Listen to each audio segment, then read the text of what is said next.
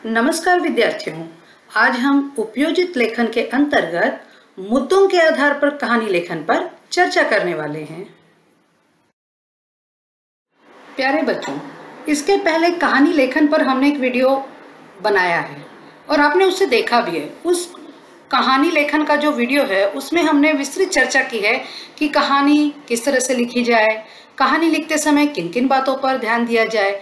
तो अभी हम इस वीडियो में मुद्दों के आधार पर कहानी लेखन पर चर्चा करने वाले हैं, लेकिन उसके पहले कहानी कैसे लिखें यह जानना आपका बहुत ज़रूरी है। तो मैं चाहूँगी कि इस वीडियो को एक बार आप फिर देखें, जिसमें मैंने बताया है सविस्तार कि कहानी को आप कैसे लिखें और लिखते समय कौन कौन सी सावधानियां रखें। ठीक है, तो चलिए देखते हैं। तो बच्चों, आइए हम देखते हैं कि मुद्दों के आधार पर कहानी लेखन किस तरह से करना है। बच्चों, आपकी बाल भारती की जो पुस्तक है उसमें पेज नंबर 28 पर यह है, जिसमें मुद्दे दिए हुए हैं और आपको कहानी लिखनी है। तो आप मुद्दे देखिए, उसमें क्या क्या दिए हुए हैं।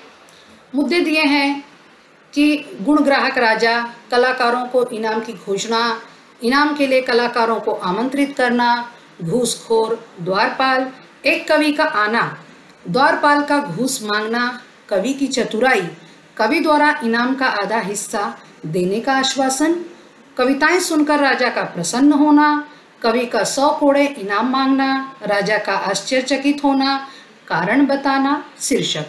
बच्चों, इसके पहले भी हम इस बात पे चर्चा कर चुके हैं कि कहानी लिखते समय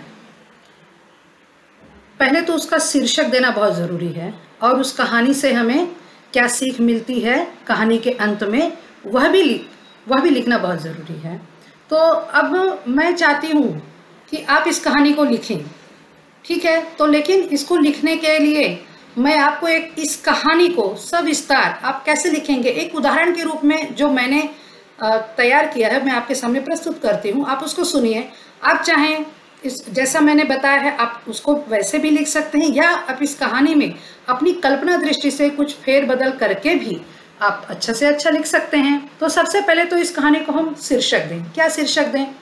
तो मैंने इस कहानी को शीर्षक दिया है कवि की चतुराई। क्यों दिया है अब मैं आगे बताती हूँ।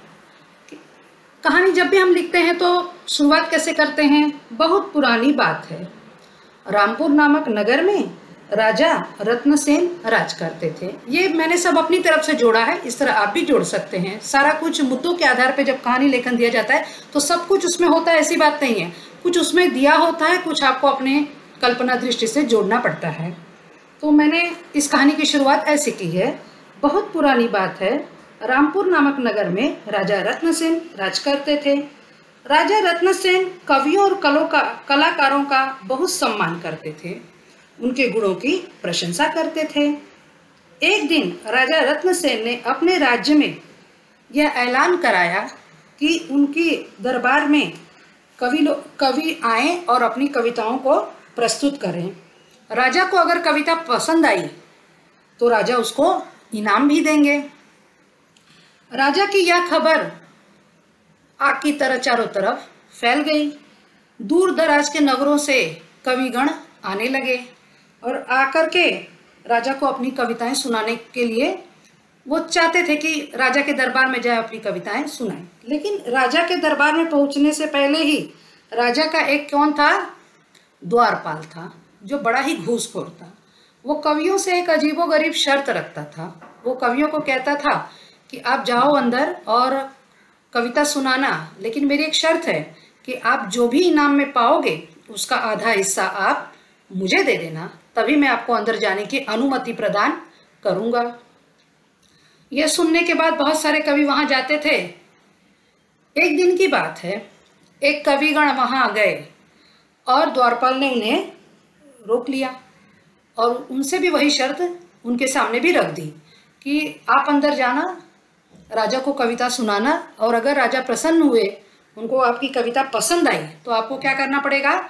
जो भी आप इनाम में पाओगे उसका आधा हिस्सा हमको दे देना। कवि को तो पहले बड़ा अटपटा सा लगा द्वारपाल की ये शर्त।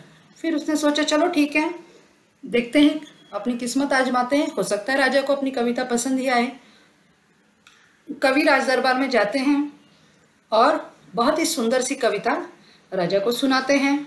कविता सुनते ही राजा बहुत ही खुश होते हैं, बहुत प्रसन्न हो जाते हैं और कवि से कहते हैं कि मैं आपको मुंह मांगा इनाम देना चाहता हूँ, आप मांगिए, आप जो कहेंगे मैं आपको दूंगा, क्योंकि आपकी कविता इतनी सुंदर थी कि मैं उसको सुनकर एकदम भाव विभोर हो गया हूँ।